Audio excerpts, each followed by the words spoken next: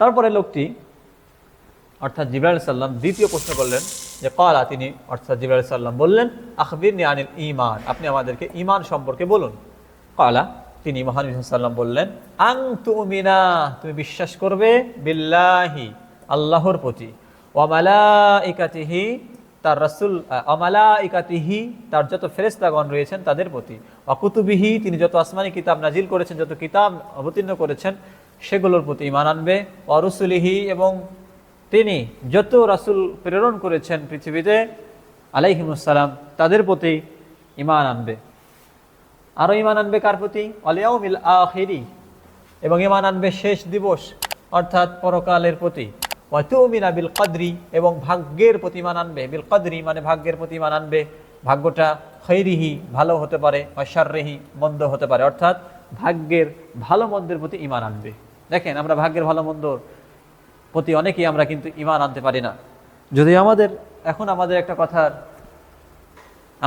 এখন একটি কথা চালু আছে, আর ট্রেন্ড হচ্ছে এই যে আমরা ভালো কিছু হলে বলি গুড লাক, খারাপ কিছু হলে বলি ব্যাড লাক।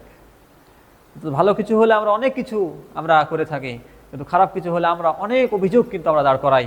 কিন্তু এটি কিন্তু ঈমান বহির্ভূত একটি কাজ, কারণ ঈমানের রুকুনের ভিতরে এটি একটি গুরুত্বপূর্ণ রুকুন, যা আপনাকে দুটির প্রতি ঈমান আনতে হবে এবং বিপদে আপনাকে ধৈর্যশীল হতে হবে।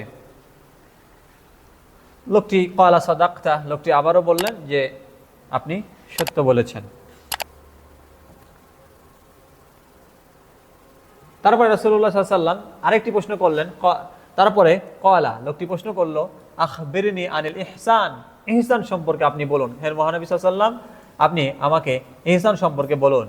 ক্বালা, তিনি মহানবী সাল্লাল্লাহু আলাইহি ওয়াসাল্লাম বললেন আন তা'বুদাল্লাহ, তুমি আল্লাহর ইবাদত করবে, কান্নাকা, যেন নিশ্চয় তুমি তারাহু, তাকে দেখছো, যেন তুমি তাকে দেখছো, অর্থাৎ এখানে আল্লাহকে দেখছো।